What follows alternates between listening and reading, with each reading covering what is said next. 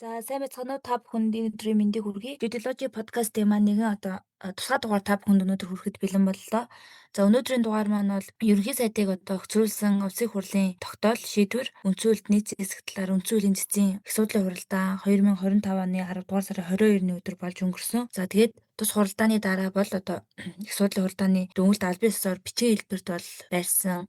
За тэгээ бидний зүгээс энэхүү шийдвэр тогтоолыг судлаад та бүхэндээ мэдээлэл өгөх зорилгоор яг тогтоол дээр дурддагсан байгаа үг хүсэг, агуулга, хууль зүйнсэл нь юу байваа гэдгийг танилцуулахаар өнөөдөр бэлтгэсэн байна. Тэгээд өнөөдрийн дугаарыг манай Мега маань голчлон та бүхэнд танилцуулж хүрэхээр бэлдсэн байгаамаа. За тэгээ юун түрүүнд бол нэг зүйл сануулад хэлэхэд энэхүү маргаан маань ерөөхдөө нэлээд нийгмийн хилцүүлэгт орж байгаа гэх юм уу те. Тэгээд түнчлэн нөгөө үр дагавраас хамаарат улс төрийн нөхцөл байдлуудтай ч гэсэн нэлээд хамааралтай байгаа учраас хүн болгон л өөрийн гэсэн үзэл бодлоо энэ маргааны хувьд бол илэрхийлж байгаа шиг байна.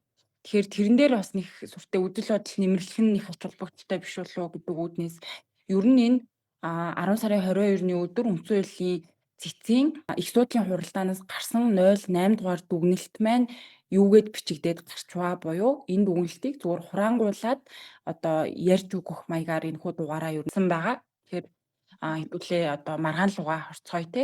За ерөөхдөө маш товчхон юу өгөхөд бол ямар маргаан болсон бэ гэдэг дээр мэдээлэл өгөхөд 2025 оны 10 сарын 7-ны өдөр бол Монгол Улсын их хурлын нэр бүхий 54 гишүүд бол ерөнхий сайдыг огцруулах саналыг албан ёсоор тавьсны дагуу Монгол Улсын их хурлын хурал 2025 оны 10 сарын 16, 17-ны өдөр бол хуралдаж Монгол Улсын ерөнхий сайдыг огцруулах тухай 95 дугаар тогтоолыг баталсан.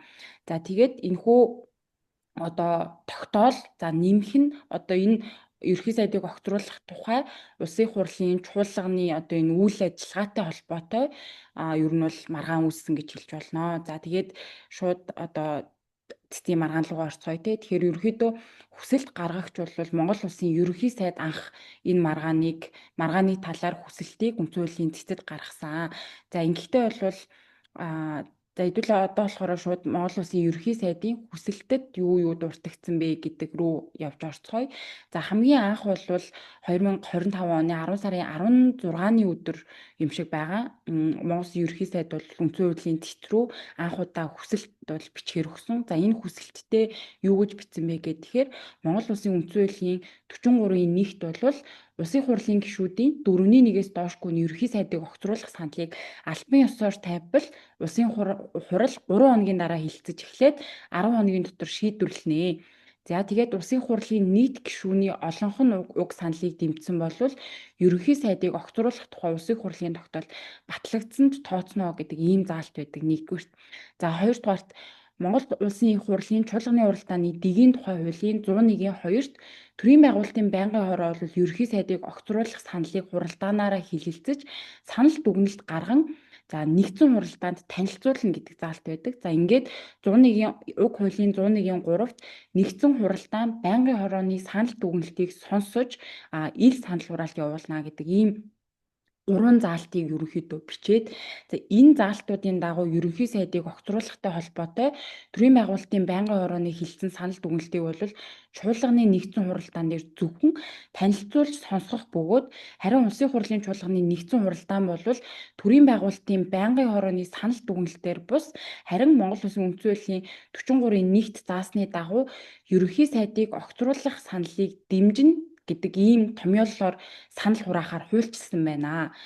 Гэтэл улсын хурлын дэд дарга гишүүн Х булган туян бол 2025 оны 10 сарын 16-ны өдрийн нэгдсэн хуралдааныг удирдахдаа төрийн байгуулалтын байнгын хорооны санал буюу ерөнхий сайдыг огцруулахыг дэмжихгүй гэдэг саналыг дэмжиж гэдэг томьёоллоор санал хураасан энэ үйл ажиллагаа нь Монгол Улсын үндсэн хуулийн 43-ийн 1-ийг зөрчсөн гэж үзээд шийдвэрлүүлэх хүсэлтийг үгээр гаргаж байна гэдэг агуулгатай. За тэгэхээр хамгийн анх хүсэлт нь бол улсын хурлын дэд дарга булган туяагийн энэ төрийн байгуулалтын байнгын хорооноос орж ирсэн саналын томьёоллоор санал хураасан үйл ажиллагаа нь өөрөө үндсэн хуулийг зөрчсөн байна гэж ингэж хүсэлт гаргасан юм билээ. За үүний дараагаар тухайн өдөртөө бол шаардлага ихсгэсэн. За энэ 2025 оны 10 сарын 16-ны өдөр шаардлага ихсгэсэн энэ одоо агуулга нь бол айгу сонирхолтой гэх юм уу? Ер нь бол өмнөх хүсэлтийнхээ агуулгатайгаа ерөөхдөө ижил зүйлсийг бичсэн. За өмнө нь бол тэр үйл ажиллагаа нь үндсэн хуулийн 43-ийг зөрчсөн гэсэн болвол энэ ихсгсэн шаардлага дээр бол нэмэлтээр Монгол Улсын үндсэн хуулийн 1-2-т заасан хууль дээдлэх зарчимд бас энэ үйл ажиллагаа нийцээгүй гэдэг энэ зүйлийг бичээд энэний төгсгөл нь надад их сонирхолтой санагдсан. Ийхүү ерөнхий сайдыг огцруулахыг дэмжихгүй гэсэн саналийн томьёолоор санал хураасан нь Монгол Улсын үндсэн хуулийн 43-ийг зөрчинө гэсэн дүгнэлтийг нэн даруй гаргаж өгнө гэдэг ийм одоо зүйлийг бол тухайн өдөртөө дахиж араас нь бичгээр явуулсан юм билээ. За тэгээ үүний дараа дахиад маргааш нь буюу 2025 оны 10 сарын 17-ны өдөр дахин шаардлага ихсгэсэн. За ингэхдээ бол үндсэндээ хоёр зүйлийг хэлсэн байгаа. За 2025 оны 10 сарын 17-ны өдөр нөхцөл байдал одоо хэрхэн одоо өөрчлөгдсөн бэ гэд тэгэхээр Улсын хурлаас бол тогтоол батлагдаад гарчихсан. Ерөнхий сайдыг огцруулах тухай 95 дугаар Улсын хурлын тогтоол бол гараад ерөнхий сайдыг огцруулъя гэд ингэ шийдсэн гэсэн үг. За тэгэнгүүт нь болохоор шаардлага ихсгээд энэ тогтоол нь үндсэн хууль төрсөн тул хүчингүй болгож өгнө үү гэж ингэж хэлж байгаа. За ингэхдээ бол Улсын хурлын тогтоол нь Монгол Улсын үндсэн хуулийн 1-2-т заасан хууль дээдлэх зарчим нөгөө өмнө дурдсан 43-ийг за мөн үндсэн хуулийн 71 дээр бол тэ үндсэн хуульд одоо хууль зарлиг төрийн байгууллагын бусад шийдвэр нь бол бүрнээ нийцсэн байвал зохино гэж ингэж заасан. Тэгэхээр ийм 3 үндсэн хуулийн заалтыг зөрчиж гинэ гэж ингэж хэлж байгаа. За тэг үндслэлээ бол ерөнхий сайдыг огцруулах гишүүдийн саналыг төрийн байгуулалтын байнгын хороогоор хилцэн санал дүгнэлтийг нэгдсэн уралдаанд зөвхөн одоо танилцуулж сонсгоно гэж уг нь үндсэн хууль заасан байна. Гэтэл энэ болохоор ерөнхий сайдыг огцруулах саналыг одоо дэмжих гэдэг энэ томьёолоор санал хураалт явуулаад 126 гишүүний 64 ба түүнээс дээш гишүүн дэмжүүл ерөнхий сайдыг огцруулах улсын хурлын тогтоол батлагдах зохицуулалттай байна. Гэтэл энэ бол томьёол нь буруу байсан учраас одоо зөрчсөн байна гэж байгаа. За тэгээд хоёрдугаар үндсэл нь болохоор Улсын хурлын чуулганы хуралдааны дэг зөрчигдсөн гэдэг ийм зүйлийг хэлдэг. За ингэхдээ бол Улсын хурлын чуулганы 2025 оны 10 сарын 16-ны өдрийн нэгдсэн хуралдаанаар ерөнхий сайдыг огцруулах саналыг хилцэхээр тов тогтоосон. За ингээд хуралдааны эрсцийг бол тус өдрийн 9 цагаас эхэлж бүртгэж эхэлсэн. За Монгол Улсын их хурлын чуулганы хуралдааны дэгийн тухай хуулийн 7-гийн 1 дээр болвол юу гэж заасан байдаг вэ гэхээр хуралдааныг гишүүдийн олон хүрэлцэн ирснээр хүчинтэй тооцно гэж заасан байдаг. Буюу 126 гишүүний олонх нь хүрэлцэн ирснээр хүчинтэй тооцох ёстой. Олонх нь буюу 50% нь хүрэлцэн ирснээр хүчинтэй тооцох ёстой.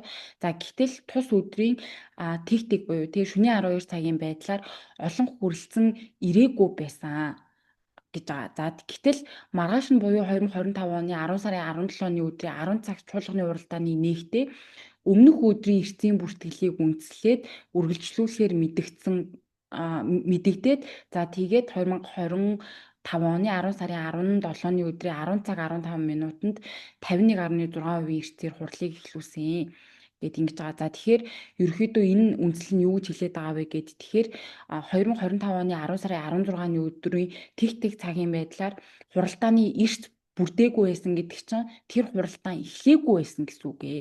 Тэгэхээр тэр хуралдаан хүчингүй байсан гэсэн үг. Гэтэл дараагийн өдөр нь бол ингээд өмнөх эрс дээрээ нэмж эрс аваад явсан нь бол чуулганы хуралдааны дэгийн тухай хуулийг зөрчсөн. За тэгээ ингээд дэгийн тухай хууль зөрчсөн нь болохоор үндсэн хуулийн 1-2-т заасан тэр хууль дээдлэх ёсыг зөрчөөд хүргэсэн гэдэг ийм хоёр зүйлсийг хэлж болвол нөгөө шаардлага энэ нөгөө тогтоол нь бас үндсэн хууль зөрчсөн байна гэдгээр нэмж одоо ихсгэсэн гэсэн үг. За тэгээд за ингээд ер нь бол ихсгэсэн шаардлага болон хүсэлтүүдийг та бүхэн танилцууллаа. За үүний дараагаар болвол одоо энэ маргаан дээр холбогдоод байгаа Монгол Улсын их хурлын дэд дарга гишүүн Булган Туяагийн тайлбар руу хэдүүлээ орцгоё. За цэцгийн одоо дүгнэлтэд дурдсанаар бол маргаан бүхий асуудлаар тайлбар баримтаа гаргах юм тэгш боломжоор бол талуудыг тэгш хангасан.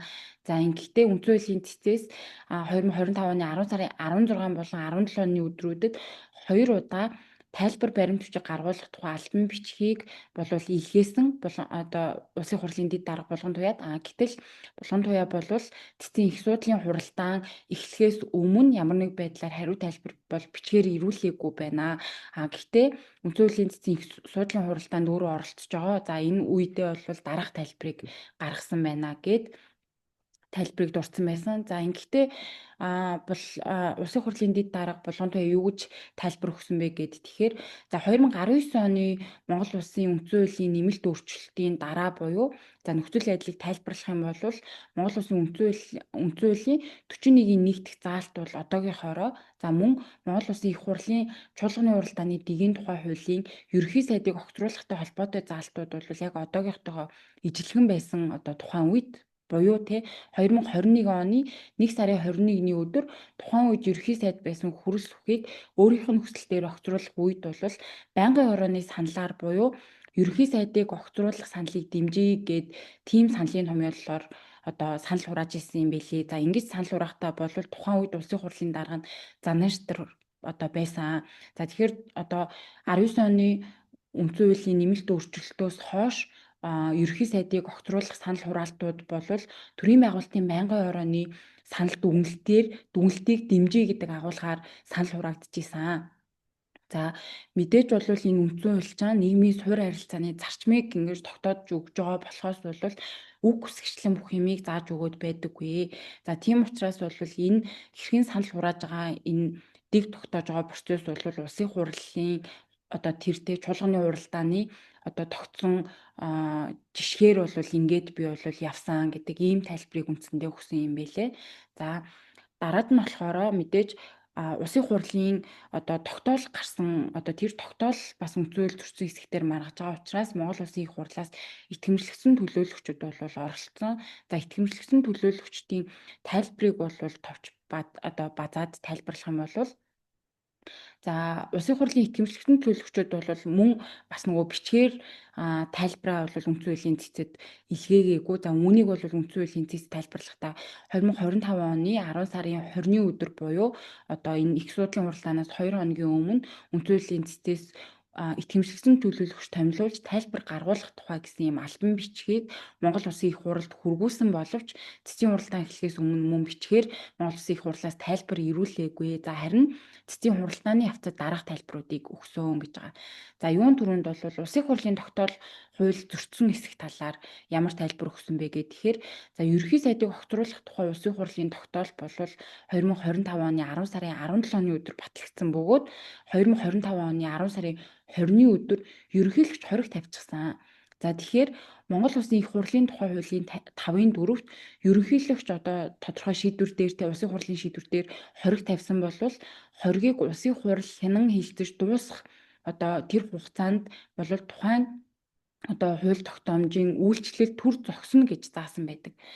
Гэтэл одоо энэ тогтоол улсын хурлын 95 дугаар тогтоол нэгдүгээрт батлагдаагүй байх үед буюу 2025 оны 10 сарын 16-ны өдөр үндсэн хуулийн цэц маргаан үсгэж гисэн. Улмаар үйлчлэл нь бүтгэлцчихсэн. Одоо ингээ хүчин төгөлдөр болоогүй байгаа улсын хурлын тогтоол үндсэн хууль зөрчсөн хэсэг асуудлыг шийдвэрлэх гээд ингээд бид нар сууж байгаа нь өөрөө институт хоорондын хяналт тэнцвэрийн зарчмыг алдагдуулж болохоор байна гэдэг ийм тайлбарыг нэгдүгээр хэлсэн мэлээ. За хоёрдугаарт улсын хурлын чуулганы уралдааны дэг зөрчсөн хэсэг талаар дараах тайлбарыг өгдөг. За Монгол Улсын үндсэн хуулийн 43-ийн 1 гэсэн энэ зохицуулалтыг бол тайлбарладаг. За ингэхдээ болохоор 43-ийн 1-р зохицуулалт нь бол албан ёсоор тавьсан ерөнхий сайдыг огцруулах саналыг нэгдсэн уралдаанаар хилцэхдээ 1-р 3 хоногийн дараа хилцэж эхлээд 10 хоногийн дотор шийдвэрлэн шүү. За 2-р энэ асуудал чуулганы нэгдсэн уралдаанаар хилцэгдсэн байх ёстой шүү. 3-р шийдвэрийг улсын хурлын гишүүдийн олонхоор гаргана шүү гэсэн ийм 3 зүйлийг зохицуулсан буюу ийм 3 зүйлсийг хангасан байх юм бол энэ 43-ийн нэг ч өөрөө одоо бүрэн хэрэгцэн гэж үзэхээр байна гэж улсын хурлын одоо итгэмжлэгдсэн төлөөлөгчид тайлбарлсан энэ 43-ийн нэгийг өөрсдийнхөө өнцгөөс гэх юм уу те. За харин одоо юу гэдгийг энд зохицуулсан саяны дурдсан 3 зүйлээс бусад одоо тэр бэлтгэл одоо үеийн асуудал буюу те санал боловсруулах шатны зүйлс нь бол Улсын хурлын чуулганы дэгийн тухай хуулиар зохицуулагддаг буюу Монгол Улсын их хурлын тухай хуулийн 15-ын 1-т улсын хурлын үйл ажиллагааны хэлбэр нь чуулган байна гэд. За 15-ын 2-т нь чуулган нь нэгдсэн хуралдаан, байнгын хуралдаан, байнгын хорооны хуралдаан нас бүрдэнэ гэж энд зааснаар болвол Монгол Улсын үндсэн хуулийн 43-ийн 1-ийг нэгдсэн хуралдаанаар хилцэх одоо энэ процедурын механизм нь өөрөө байнгын хорооны санал дүгнэлт дотор нь ингэж одоо хамаарч байгаамаа.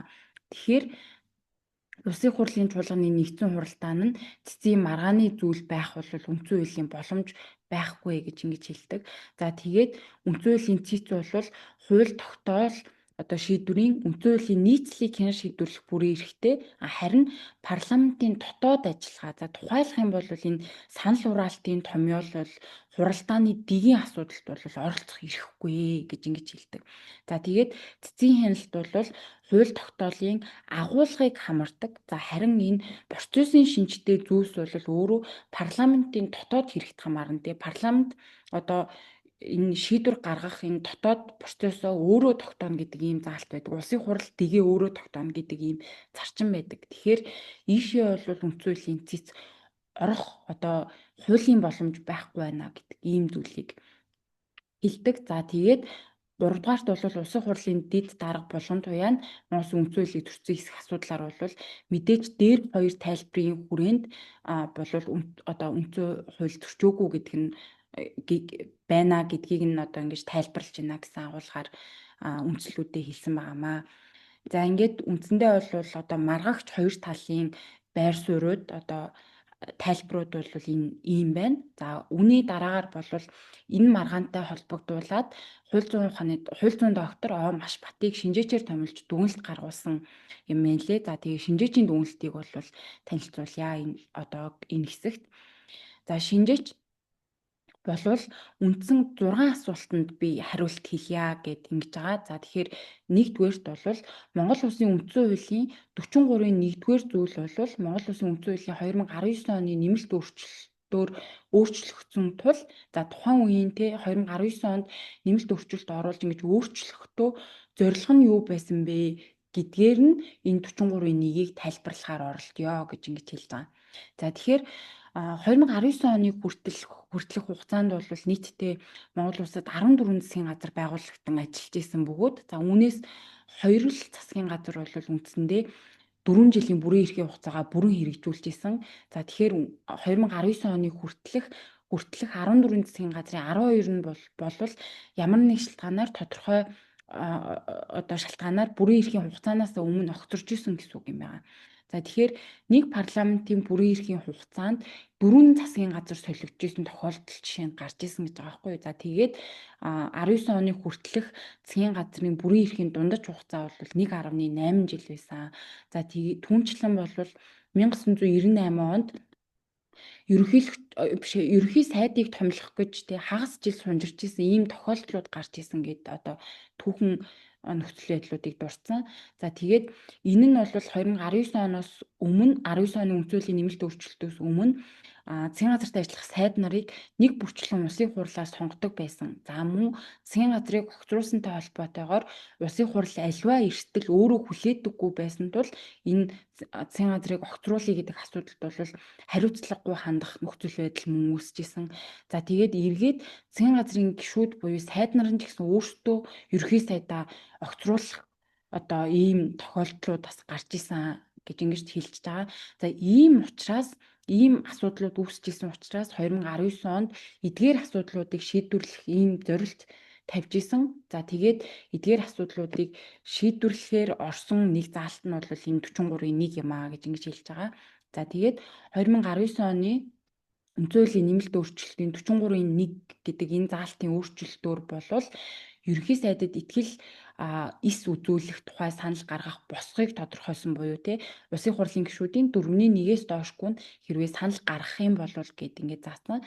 За хоёрдугаарт энэ саналыг улсын хуралдаанаар хилэлцэх хугацааг тогтоож өгсөн. За 3 хоногийн дараа хилцэж эхлээд 10 хоног дотор шийдвэрсэн байна гэд За санал хураалтын үр дүнг нь зохицуулсан гэж байгаа. За тэгэхээр энэ юу гэсэн үг вэ гэхээр нийт гишүүдийн олон уг саналыг дэмжсэн болвол ерөнхий сайдыг огцруулах тухай улсын хурлын тогтоол батлагдсанд тооцно гэдэг ийм текст орж ирсэн нь бол энэ санал хураалтын үр дүнг зохицуулж өгсөн гэж хэлж болно. За эргээд санал хураах томьёоллыг тодорхойлж өгсөн гэж хэлж байгаа.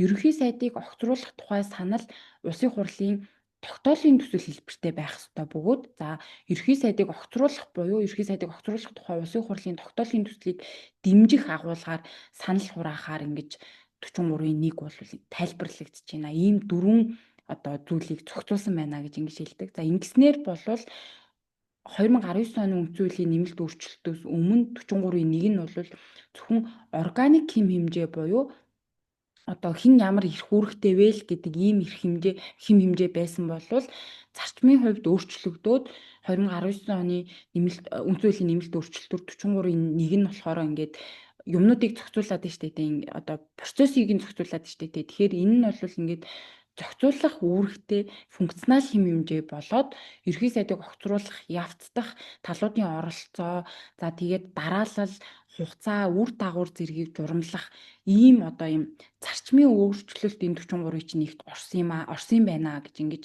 шинжээчийн дүгнэлт гардаг. За хоёрдугаар санал хураасан томьёолын асуудлыг одоо авч үздэг. За ингэхдээ болохоор асуудал бол хаана үүссэн бэ гэдгийг авч үзэх юм бол ерөнхий сайдыг огцруулахыг дэмжиж гэдэг нэг санал хураах боломж байсан. За гэтэл болохоор яг боддоор санал хураасан томьёол нь болохоор ерөнхий сайдыг огцруулахыг дэмжихгүй гэсэн төрийн байгуулалтын байнгын хорооны саналыг дэмжиж гэдэг ийм хоёр ялгаатай томьёол байгаад байгаа. Тэгээ үүн дээр асуудал үүсээд байгаа.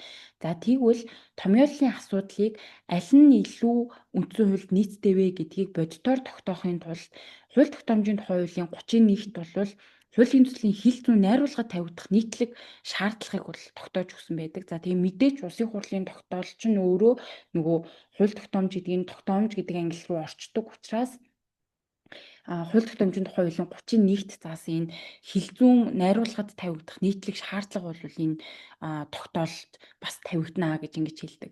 За тэгэхээр хууль тогтоомжийн тухай хуулийн 31-т бол 5 ийм одоо хил зүүн найруулгад тавигдах нийтлэг шаардлагыг тавьж өгсөн байдаг. За үүний хоёр дээр нь бол энэ яг боддоор санал хураасан томьёол маань бол одоо юу гэдэг нийцгүй байна гэж ингэж хэлдэг. За эхнийх нь бол тий нэг нэр томьёогоор өөр ойлголтыг илэрхийлэхгүй байх гэдэг ийм шаардлага хууль тогтоомжийн тухай хуулийн 31-т байдаг юм байна.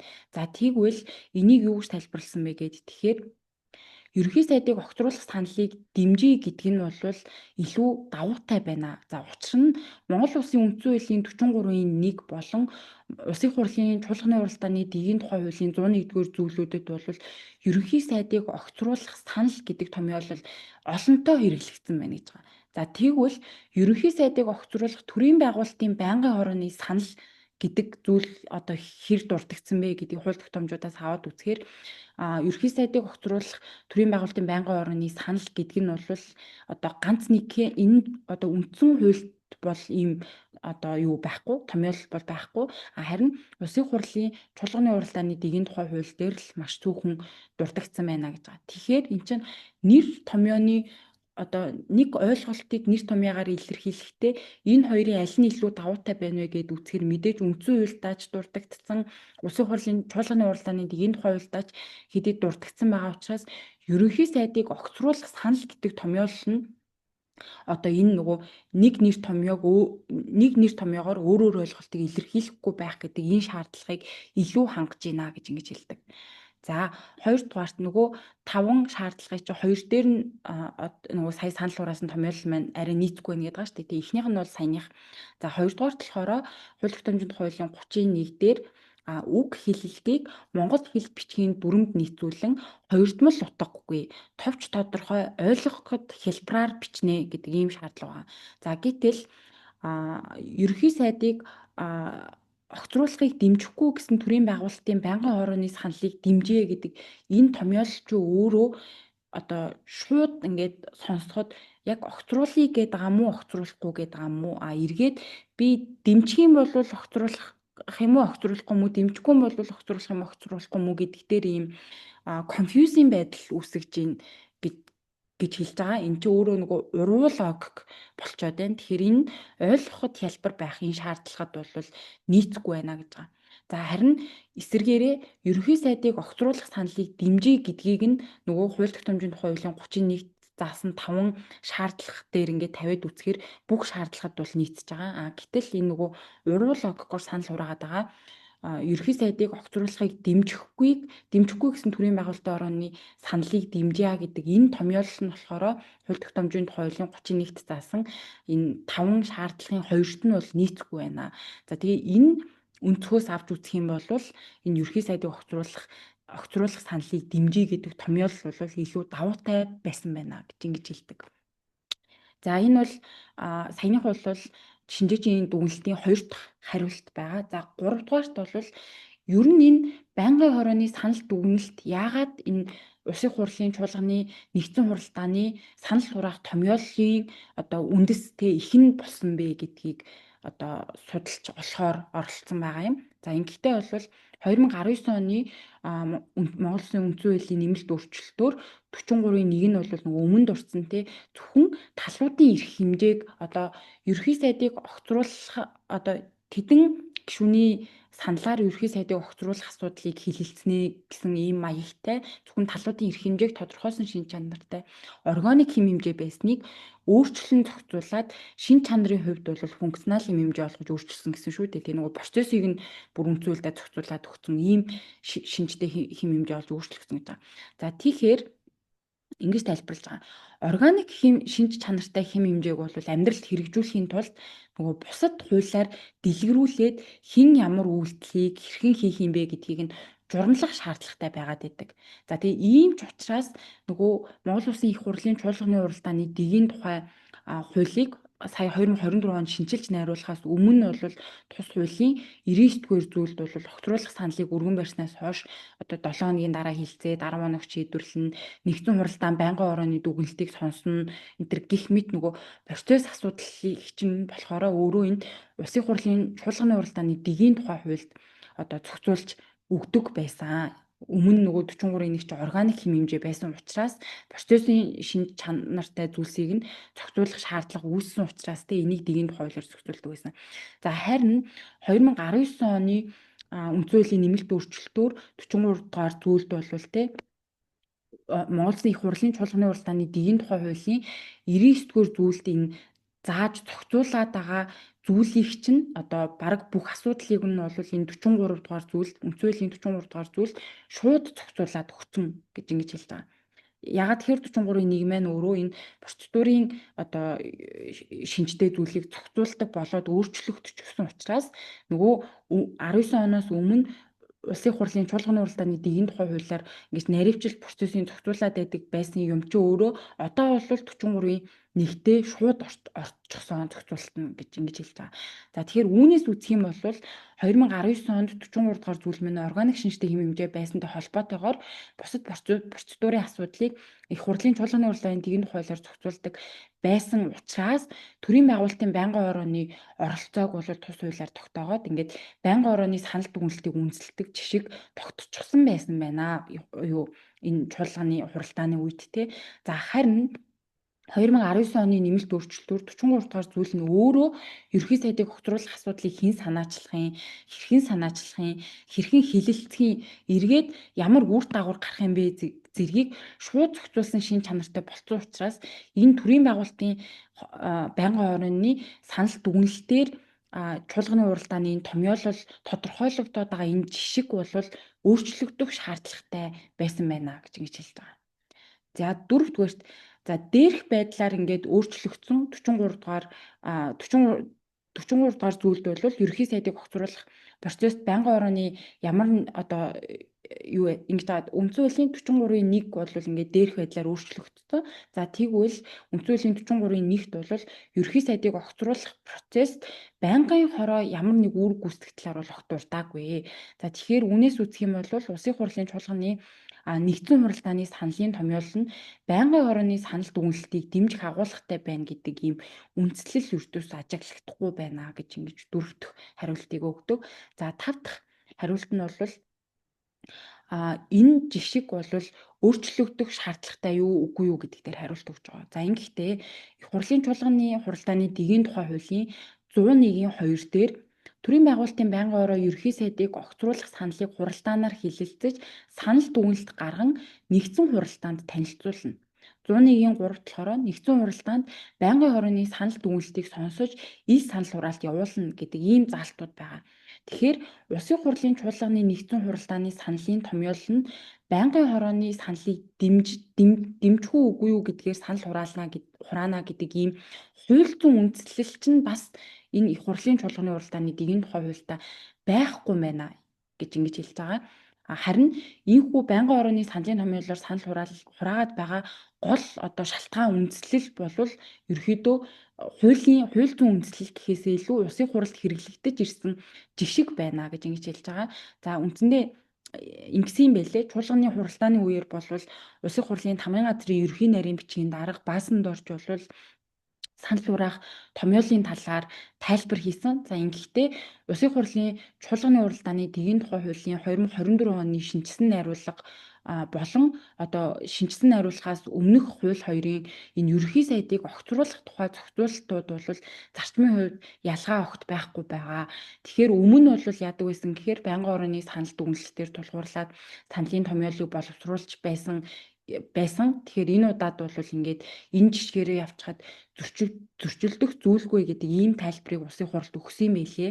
Тэгэнгүүт болвол одоо энэ шинжээчийн дүгнэлтээр юу гэж байгаа вэ гэдэг. Тэгэхээр энэ тайлбар зэргийг ингээ харах юм бол яг байнгын орооны санал дүгнэлтээр санал хурааж болно гэдэг хууль зүйн үндслэл ердөөсөө байхгүй байна. Тэгэхээр яагаад ингэж хураагаадсан гэдэг нь бол ийм жишг байсан байна. Гэтэл энэ жишг чинь хэдийгээр Улсын хурлын чуулганы хуралдааны дэгийн тухай хуульд ямар нэг байдлаар өөрчлөлт ороогүй ч гэсэн энэ үндсэн хуулийн 43-ийн 1 буюу энэ үндсэн хуулийн суурь зохицуулалт чи өөрөө ийм органик хэм хэмжээнээс процедурын шинжтэй ийм хэм хэмжээ болж өөрчлөгдсөний улмаас угаасаа үндсэн хуулиар энэ харилцааг илүү зохицуулсанд нь нийцүүлж энэ жишгийг өөрчлөх нь зүйтэй байна гэдэг ийм 5 дахь хариултыг хэлдэг.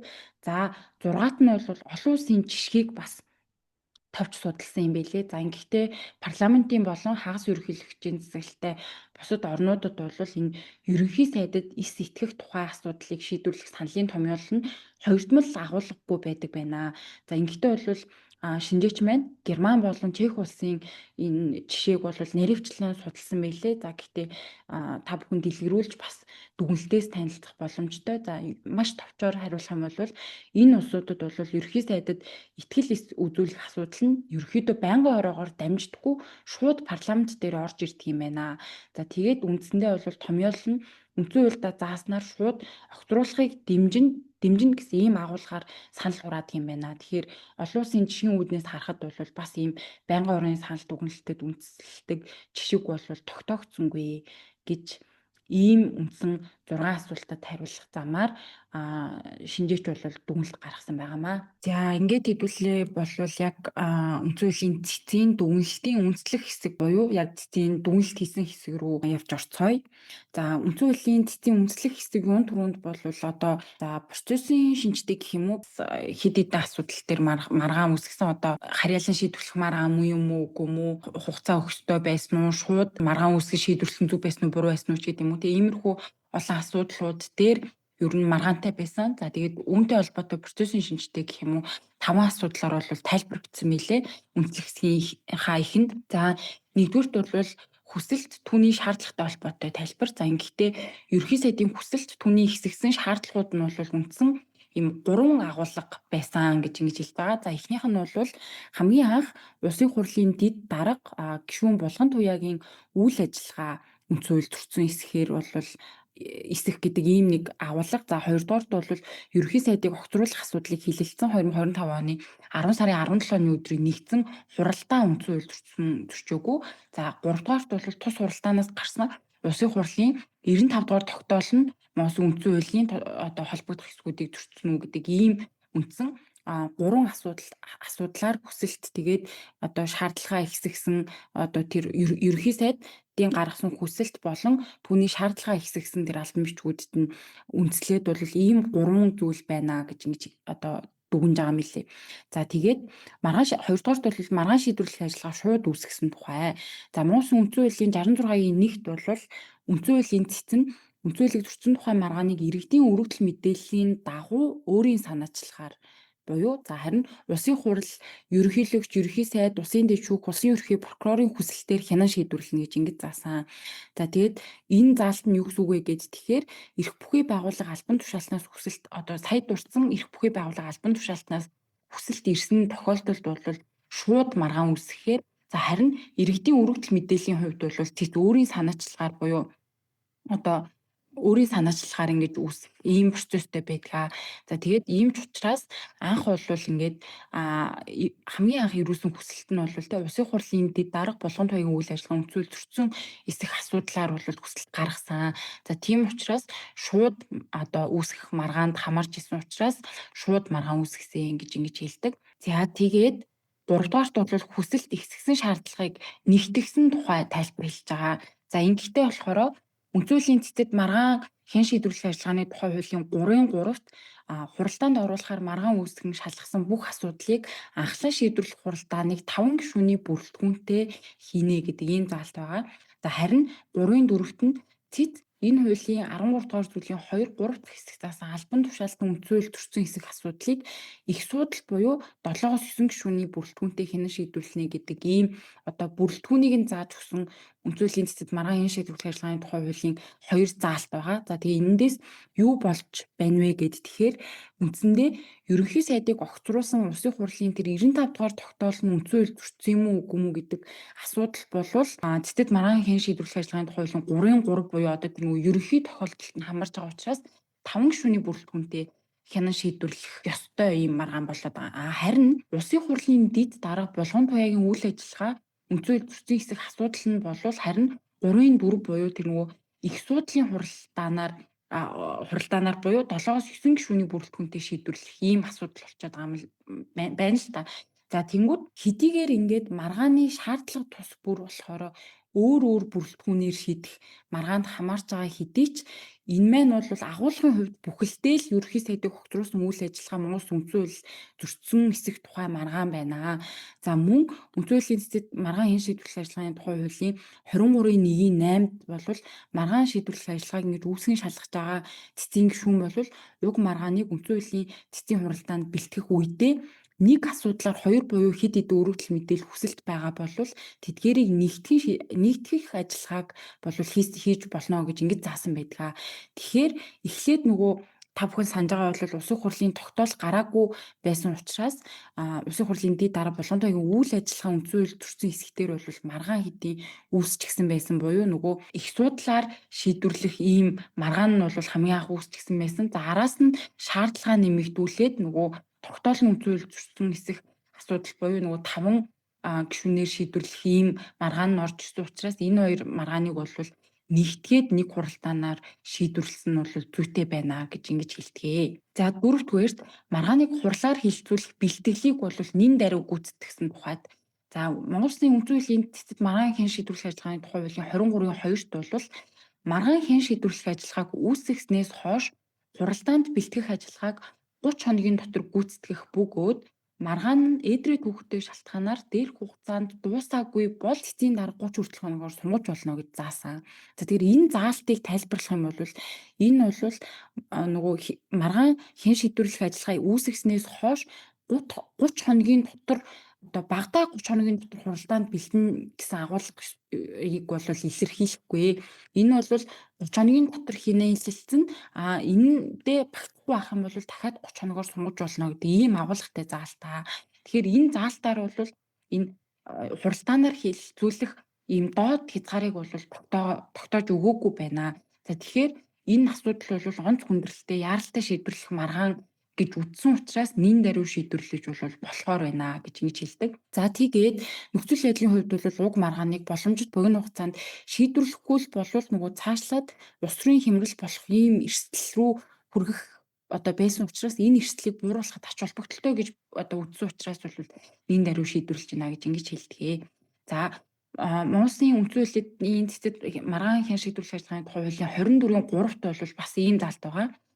онц болон дайны байдал зарласан түнчлэн цэрэг хөдөлгөх шийдвэртэй холбоотойгоос бусад маргааны хувьд хурал болох газар өдөр цагийн товыг бол тухайн хурлаас 7 хоногийн өмнө төрийн төв хэвлэл нийтэлж зарлана гэж ингэж заасан байдаг.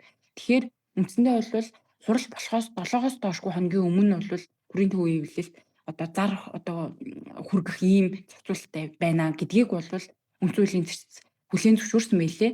За үнэхээр 7 хоногийн өмнө бол товоо мэдэгдэх ёстой. За энэ тохиолдолд бол 7 хоног ч болоогүй байхад хурлаа зарлчихсан учраас ийм нөхцөл байдал үүсчихэж байгаа. Тэнгүүд хэдийгээр ингээд 7 хоногийн өмнө төрийн хэвлэл зарлах ёстой байсан боловч үндсэн хуулийн цэц бол Монгол үндсэн хуулийн бэлтгэд дээд хяналт тавих, Монгол үндсэн хуулийг чанд сахиулах баталгаа гэдэг үндсэн хууль төсөнд эрсдэл бий болохоос сэргийлэх зорилгоор бол нэн даруй бид нар шийдсэн. Тэгэхээр энэ үндсэн хуулийн цэцэд маргаан хэн шийдвэрлэх ажиллагааны тухай хуулийн 24-3 бол зөрчигдсөн.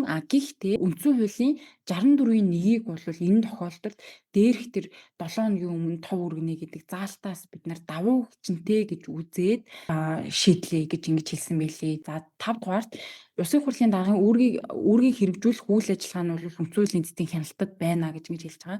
Монголын их хурлын тухай хуулийн 14-ийн 5-д бол Улсын хурлын даргын төр эзгүүд түүний даалгаснаар дид дарга үүргийг нь гүйцэтгэнэ гэж заасан байдаг. Тэгэхээр Улсын хурлын дид дарга бол Улсын хурлын даргын үүргийг хэрэгжүүлж явах үедээ үндсэн хууль зүйн хэсэг маргаан бол үндсэн хуулийн цэцгийн хяналтын хүрээнд багтана гэдэг ийм 5 тодруулга гэх юм уу, дүгүүлт гэх юм уу те энэ дүүрийн шинжтэй юмд ингэж хариулт өгсөн байна лээ.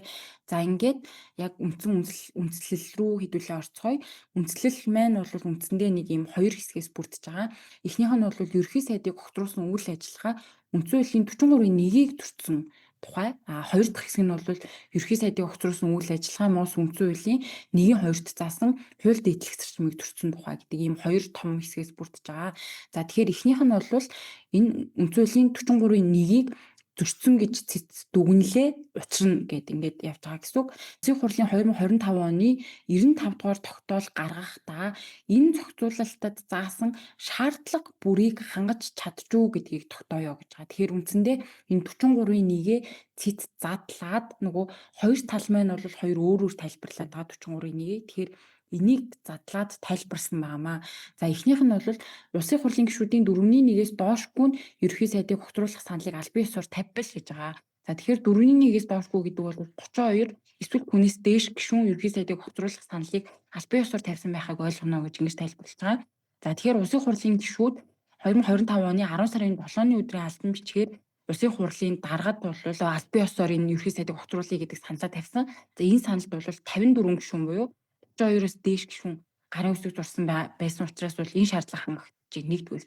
За хоёрдугаар Улсын хурал 3 хоногийн дараа хилцэж эхлэн гэдэг нь бол юу гэсэн үг вэ гэдэг. Тэгэхээр ерөнхий сайдыг огцруулах саналыг аль бие ёсоор тавьсан өдрөөс хойш 3 хоногийн дараа хилцэж эхлэн гэж ингэж хугацааг тусгайлан зааж байгаа нь өөрөө энэ хугацаанд чинь Улсын хурлын гишүүн бүр ерөнхий сайдыг огцруулах саналтай тэгш танилцаад судлах санал асуулт энтрээ боловсруулах. За тэгээ эргээд нөгөө талаасаа ерөнхий сайд хариу тайлбар бэлтгэх боломжийг олгох зорилготой учраас энэ саналыг Улсын хуралд аль бие ёсоор тавьсан даруйд Улсын хурлын гишүүдэд бол энэ саналыг хүргүүлэх нь зүйтэй гэж ингэж хэлж байгаа. Энэ шаардлагын дагуу.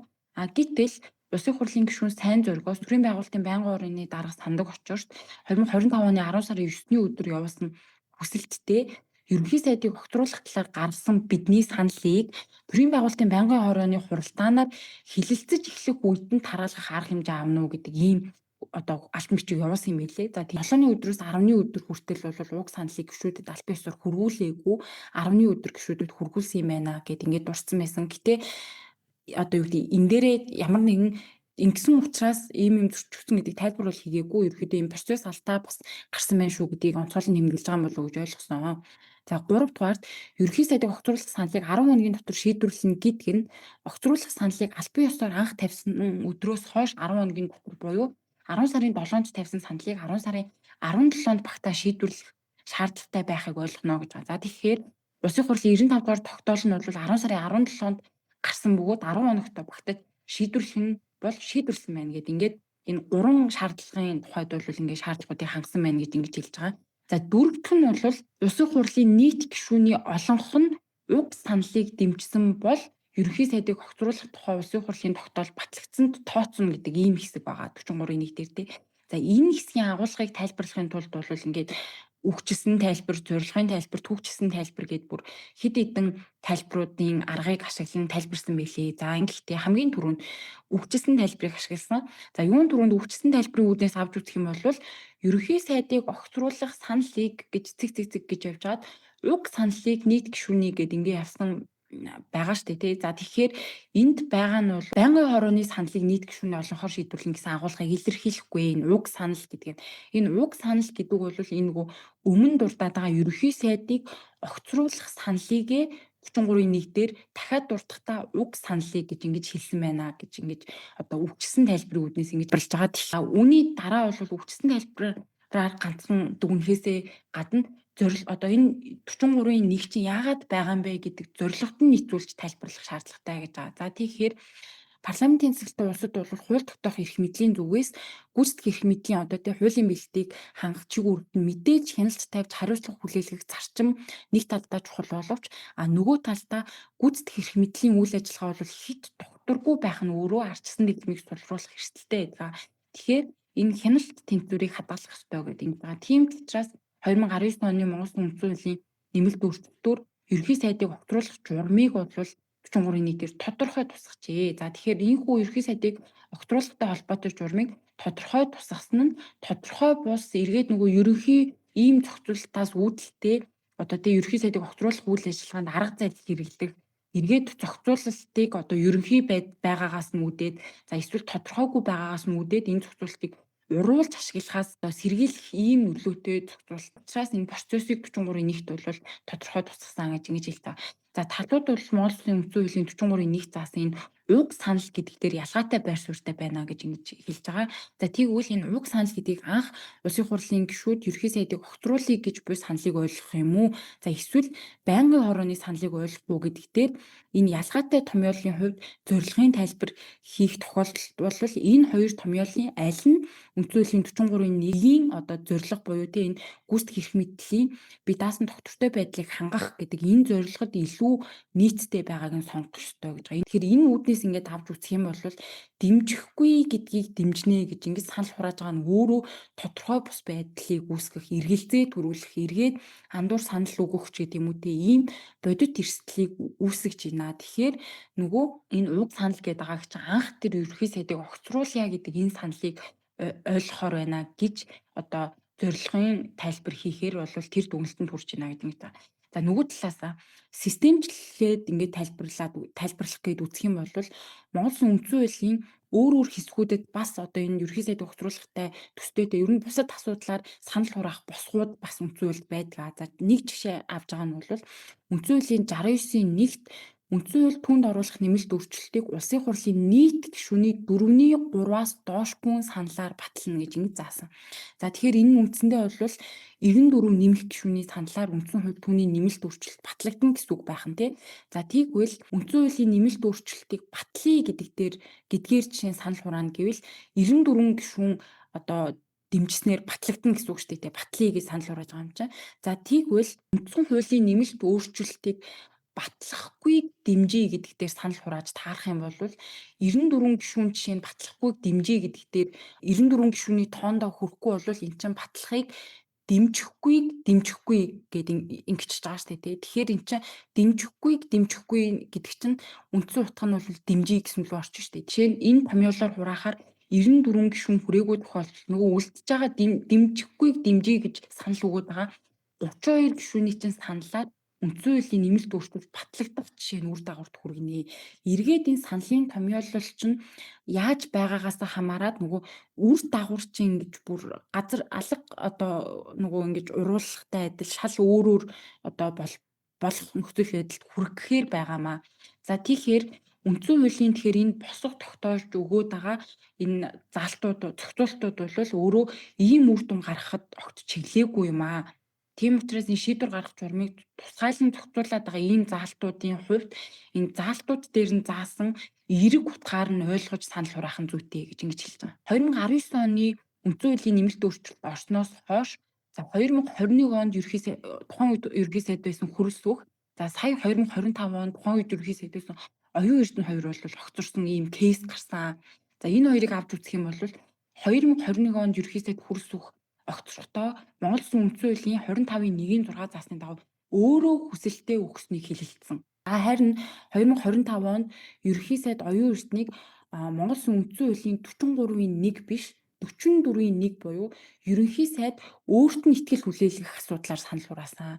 Тэгэхээр харин одоо энэ тохиолдолд яаж байгаа вэ гэд тэгэхээр Улсын хурлын гишүүдээс ерөнхий сайдад ихтгэл эс хүлээлгэх санал хураалт буюу 43-ийн 1-т үндэслэн санал хураасан тэй холбоотой маргаан байгаамаа. Тэгэхээр энэ 43-ийн 1-ээр ерхий сайдыг огцруулж байгаа явдал чинь өөрөө үндсүүлийн 2019 оны нэмэлт өөрчлөлтөөс хойших анхны тохиолдол байна. Тэгэхээр энэ нөгөө өмнөх хоёр тохиолдолтой ижилхэн биш юмаа гэж ингэж хэлээд байгаа.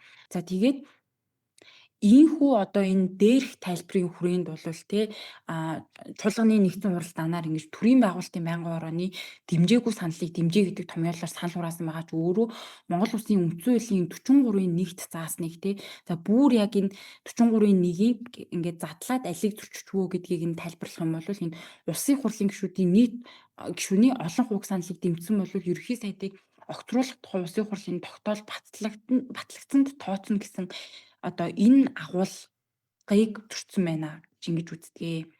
За хоёр дахь нөгөө том агуулга маань болохоор ерхий сайдын огцруулах үйл ажиллагаа Монгол Улсын үндсэн хуулийн 1-2-т заасныг зөрчсөн тухайд гэж байгаа. За тэгээд Монгол Улсын үндсэн хуулийн 1-2-т бол төрийн үйл ажиллагааны үндсэн зарчмуудыг болвол нэрлэн заасан байдаг. За үүн дотор бол хууль дэвшлэн төрийн үйл ажиллагааны үндсэн зарчим мөн гэж ингэж заасан байдаг. За тэгэхээр хууль дэвшлэх ёс гэдэг бол ёсны энэ зарчим бол нөгөө маш өргөн үрээний юм зарчмаа нэгдүгээр. Тэгэхээр энэ маргаантай хамааралтай энэ хууль дэвшлэх ёсны агуулга бол юу байна вэ гэхээр эрх зүйн тодорхой байдал хууль хэрэгждэг байх ийм агуулга байна гэж ингэж хэлж байгаа. За тэгэхээр эрх зүйн тодорхой байдал гэдэг бол өөрөө хуулиар юу зөвшөөрөх юм, юу хориглох юм, энэ хуулиар ямар эрх хэтрүүлэх юм, ямар үүрэг хүлээлгэж байгаа. За тэгээд хуулийг сахин биелүүлснээр ямар үр дагаварт хүрэх юм гэдгийг урьдчилан таамаглаад үүний үндсэн дээр бол одоо хүмүүс өөрийнхөө одоо тэр үйлдэл үйл ажиллагааг төлөвлөж хэрэгжүүлэх боломжийг бол ойлгоно гэж ингэж хэлж байгаа. За тэгээ нөгөө талаасаа хууль хэрэгждэг байх одоо энэ хууль дэвшлэх зарчмын хууль хэрэгждэг байх агуулга нь бол хуулийг иргэн байгууллага алтан тушаалтан хэн аль нь байхаас үл хамааран нэгэн адил сахин биелүүлэх ийм агуулгуудыг ойлгодгоо гэд ингэж байгаа. За тэгээд үндсэн хуулийн цэц өмнө ер нь энэ хууль дэвшлэх зарчмыг хэрэглэж шийдвэр гаргаж байхдаа ямар шийдвэрүүдийг гаргаж исэн бэ гэдгийг товч дурдсан мэлээ. За жишээлх юм бол 2007 оны 03 дугаар дүгнэлтэд бол Улсын хурлын дарга нь Улсын хурлын тухай хууль болон чуулганы хуралдааны дэгийн тухай хуулийг тус зөрчснөөрөө үндсэн хуулийн хууль дэвшлэх зарчим зөрчигдсөн гэж үзэжсэн ийм шийдвэр жишээ нь гарч исэн гэдгийг дурдсан мэлээ. За тийгээд үндсэн хуулийн бол 27-гийн Монгол үндсэн хуулийн 27-гийн 6-ад Улсын хурлын чуулганы нэгдсэн болон байнгын орооны хуралдааныг гишүүдийн олон хүрэлцэн ирснээр хүчинтэй дүүзнэ гэж заасан байдаг. За 25-ийн 4-т бол Улсын хурлын зохион байгуулалт үйл ажиллагааны журмыг хуулиар тогтооно гэж ингэ заасан байдаг. За тэгээ үүний дагуу бол Улсын хурлын чуулганы хуралдааны дэгийн тухай хууль батлагдсан байдаг. За тэгээд энэ дэгийн тухай хуулийн 6-гийн 2-оор нэгдсэн хуралдаан бол 7 хоног бүрийн пүрэв баасан гарагт 10-аас 13, 14-өөс 18 цагт бол хуралдана. За тэгээд гишүүд өглөө 9 цагаас эхлэн ирцээ бүртгүүлж хуралдаанаар асуудал хэлэлцэхэд бэлтгэнэ. За туулсан асуудлыг ажлын цагт багтаан хэлэлцэж дуусаагүй болвол хуралдаанд оролцсон гишүүдийн олонхын саналаар хуралдааны цагийг сунгаж болно гэж ингэж заасан байдаг. За тэгээд тус хуулийн 7-гийн 1-т хуралдааныг гишүүдийн олон хүрэлцэн ирснээр хүчиндээд тооцно гэдэг ийм хоёр зохицуулалт байгаа юм аа. За тэгээ энэ нь бол юуг одоо хэлж ийн вэ гэд тэгэхээр Улсын хурлын чуулганы нэгдсэн хуралдаан бол ингээд 9 цагаас эхлээд 18 цаг хүртэл бол одоо үргэлжлэхээр байна тий. За тэнгууд хизээ энэ хурал одоо хүчинтэй тооцогдох вэ гэд тэгэхээр энэ 9-өөс эхлээд 18 цагт дуусах энэ хоорондоо хизээ эрт бүрднүү тэр цагаас эхлээд чуулганы хуралдаан бол хүчинтэй тооцогдох зохицуулалт байна. За тэгээд хэрвээ ингээд асуудлаа хэлэлцээд эхэлчихсэн гэтэл тэр асуудлыг хэлэлцэж дуусгаж одоо энэ 18 цагтаа багтаж дуусгаж амжихгүй байгаа тохиолдолд бол хуралд оролцож байгаа тэр гишүүд санал хураагаад олонх нь зөвшөөрж байгаа тохиолдолд бол тэр хурлыг 18 цагаас одоо цааш нь ингээд сунгаад явах боломжтой гэж энэ заалтуудаас бол харагдаж байна. За тэгэхээр болвол юу болсон бэ гэхээр тэгэхээр 2025 оны 10 сарын 16-ны өдөр болвол одоо нөгөө ерөнхий сайдыг огцруулах хэсэг асуудлыг хэлэлцэх одоо тов тусгагдсан. За тэгээд энэ хуралдаан бол 9-өөс 18 цаг хүртэл бол 52 гишүүн цугласан. За 52 гишүүн гэдэг бол нөгөө 64 гишүүн хүрэлцэн ирснээр хурал хүчинтэй тооцогдох гээд байгаа. Гэтэл энэ 10 сарын 16-ны өдрийн хуралдаан бол 18 цагийн байдлаар 52 гишүүн ирсэн. Тэгэхээр энэ хуралчин энэ 10 сарын 16-ны өдрийн хурал бол хүчинтэд тооцогдож эхлээгүй байжээ. За харин энэ 10 сарын 16-ны өдөр 18-аас 24 цаг хүртэл буюу шөнийн тэгтэг цаг хүртэл болохоор 9 гишүүн эрсдээ нэмж бүртгүүлсэн буюу 10 сарын 16-ны өдөр үндсэндээ 61 гишүүн буюу мөн л нөгөө 64 гишүүний эрсдээ хүрээгүй байсан байна.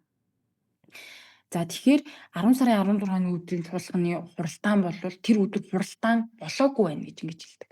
За тэгэхээр 18 цаг гэхэд 52 гишүүн эрсд бүртгэгдсэн буюу хуралдаан болоогүй байсан байхад хурлаар туулсан асуудлыг бол хилцэж эхлээгүй байсан.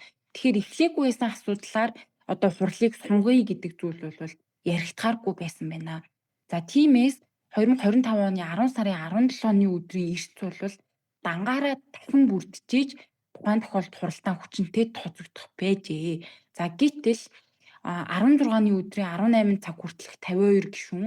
За тэгээд нөгөө 18-аас 24 цаг хүртэл 9 гишүүн нэмж бүртгэгдсэн гэдэг. Энэ 16-ны өдөр эрсдээ бүртгүүлсэн 61 гишүүн дээр 17-ны өдөр эрсдээ нэмж бүртгүүлсэн 50 гишүүнийг нэмээд 111 гишүүнээр болвол ингээд 16-17-ны өдрийн хуралдааны одоо энэ 2 өдрийн нийлбэрээр эрсдийг нэгтгэн тооцсон нь өөрөө үндсэн хуулийн 27-гийн 6-д заасан Улсын хурлын чуулганы нэгдсэн хуралдааны гишүүдийн олон хүрэлцэн ирснээр хүчинтэд тооцно гэдэг заалтыг зөрчөөд энэ зөрчил нь улмаар 43-ийн нэгт хэсэгт заасныг зөрчигд хүргэсэн байна гэж ингэж хэлдэг.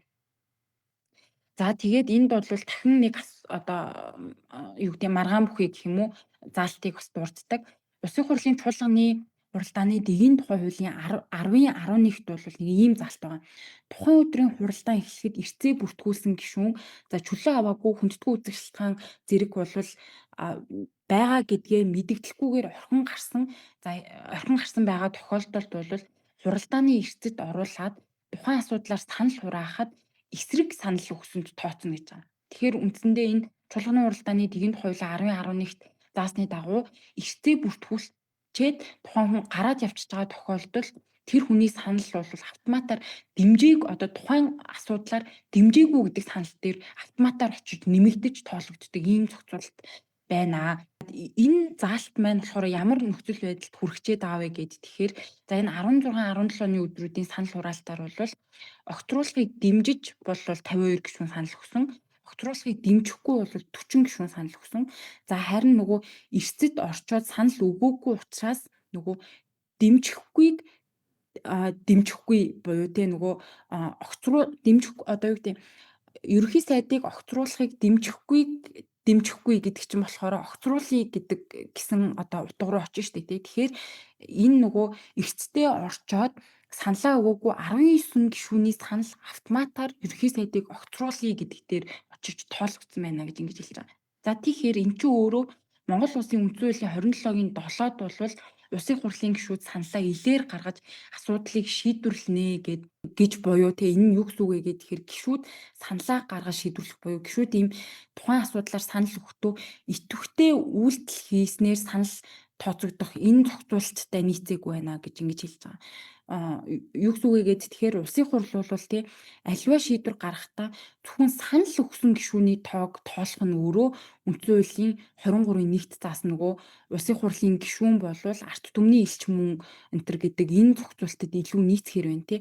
Гэтэл нөгөө эрсдэд орцсон хэрнээ одоо ийм ухамсартайгаар идэвхтэйгээр санал өгөөгүй тэр саналыг шууд одоо эсрэг санал өгсөнд тооцох энэ зохицуулалт бол за өөр бусад ардчсан улсууд бол байхгүй гэдэг ийм зүйлийг хэлсэн байгаа. За тэгээд иймд 16-17-ны өдрийн эрсдийг нэгтгэн тооцсон нь Монгол Үндсэн хуулийн 1-2-т заасан хууль дээдлэх зарчмыг алдагдуулсан байна.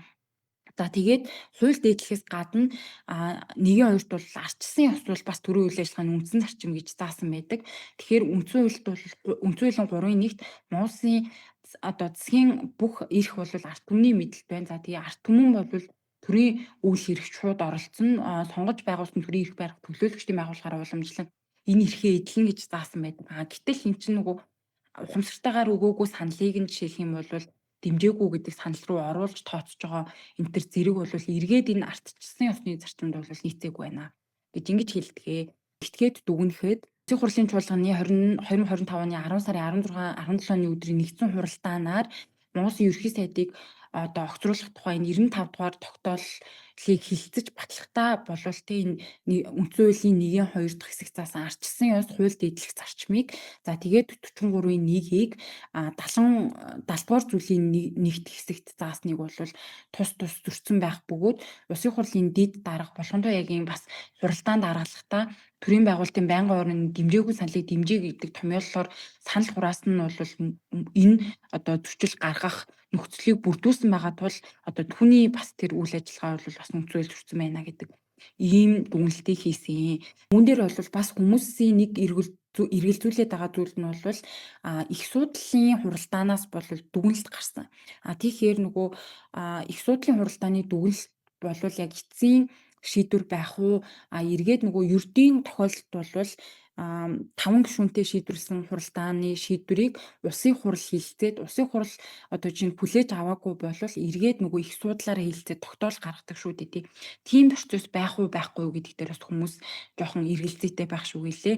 Үүн дээр үндсэн хуулийн цэц бол үндсэн хуулийг чандлан сахиулах баталгаа болохын хувьд түүний их суудлын хуралдаанаас үндсэн хууль зөрчсөн тухай асуудлаар гаргасан бүх шийдвэр эцсийнх байна гэж ингэж хэлсэн мэлээ. За тухайлах юм бол албан тушаалны талаар гаргасан цэцгийн дүгнэлт улсын хуралд хянагдахгүй гагцгүй шийдвэр гаргах үндслэл болно гэж 1995 оны 01 дүгээр цэцгийн дүгнэлтэд дурдсан байдаг. Тийм учраас энэ ерөнхий сайдыг огцруулах үйл ажиллагаа үндсэн хуульд нийцээгүй талаарх энэ дүгнэлт бол үндсэн хуулийн цэцгийн эцсийн шийдвэр бөгөөд улсын хурал энэ талаар бол хүлээн зөвшөөрөх эсэх тийм шийдвэр бол одоо гарахгүй гэдэг ийм хариултыг хэлсэн байнамаа. За тэгээд энэ хүрээд 2025 оны 10 сарын 22-ны өдрийн үндсэн хуулийн цэцгийн ерөнхий сайдыг огцруулах үйл ажиллагаа үндсэн хууль нийцсэн эсэх асуудлаар гарсан 08 дугаар дүгнэлтийг та бүхэнд хурангуулan ерөнхийдөө танилцууллаа. Түрүүн яг сонсч ирсэн хүн болгон л одоо энэ дээр өөр өөрийн байр сууриа илэрхийлээд ингэж явж байгаа. Яг нэг талаасаа яг одоо хуулийнхаа дагуу шийдвэрлэх байгууллага нь шийдвэрлэж гисэн. За тэгээ ялангуяа цэцэн шийдвэрийг гаргасан ийм асуудал дээр зөв буруугийн асуудал хэлэлцэх нь бол эргээд нөгөө одоо юу гэдэг үндсэн хууль төсөндөө ч юм уу те ингээд харш зүйл болох болов уу гэж ингэж харж байгаа. Яг уу гэхдээ ер нь юу болоод өнгөрвөө гэдэг дээр бол мэдээж энэ нөгөө мэрэгжлийн хүмүүсийн байр суурь одоо энэ кейстэй холбогдуулаад бид нар юу цаашаа засаж залруулад явах шаардлагатай вэ? Энэ шийдвэртэй холбоотойгоор юуг сурсан бэ гэдгээ бол мэдээж одоо энэ мэрэгжлийн хүмүүсийн одоо санал дүгнэлтийг бас сонсох нь бол зүйтэй. Тэгээд би түрүүн бас хальт сонсч ирсэн. Тэгээд арай дуусгаж болж чадсангүй. Улсын хурлын гишүүн Тэмүүжин бол Крафт цэгэмээний YouTube дээр байсан Крафт цэгэмээний им ярилцлагад орсон байлээ, нэг цаг гарны ярилцлага. Тэмүүжин гишүүн бол өөрөө нөгөө ажиглагчаар бол энэ цэцгийн хуралдаанд бүрэн суусан юм билээ. Яг нь мэдээж нөгөө улс төрч хүн улсын хурлын гишүүн хүн учраас улс төрчинч гэдэг юм өнцөг орсон байхыг бөгөөсөхгүй. Гэтэ одоо юу гэдэг энэ асуудлыг бол бас маш өргөн хүрээний одоо асуудал ингээ гарсан үүнд бол хариултах боломж байсан гэдэг тийм үнцгийг бас илэрхийлж ах шүү гэлээ. Тэгээд та бүхэн яг илүү дэлгэрүүл сонирх юм бол энэ мэтчлэн одоо юу гэдэг мэрэгжлийн хүмүүсийн бас ийм байр суурьуудыг бас сонсоод үзээрэй гэж хэлэх гэсэн юм аа. Нөгөө подкастынхаа ихэнд хэлсэнчлэн энэ дугаараа бид нэр одоо өөрсдөө байр суурийг ярьж одоо тийм нөө танин мэдхүн шинжтэй подкаст гэхээсээ илүү та бүхэнд мэдээлэх зорилгоор бэлтгэсэн. Нэг юм сая нөгөө яг мегаг ярьж байхад яг санаанд орсон нэг зүйл нь юу гэхлээр нөгөө шинжээчийн дүгнэлт гарах явцад ерөнхийдөө энэ хууль тогтоомжийн тухай хууль, улсын хурлын чуулганы дэгийн тухай хуулийг боловсронгуй болгох хэрэгцээ шаардлага. Тэгээ энэ чиглэлээр бас академик судалгаа хийх хэрэгцээ шаардлага бол байгаа мэн гэж харлаа. Тэгээд ийм урт дугаарыг бэлтгэж ярьж өгсөн мегада баярлалаа. Баярлалаа. Тэгээд энэ хүртэл дуустал нь сонсон хүмүүс байвал бас та бүхэнд баярлалаа. Баяртай. Баяртай.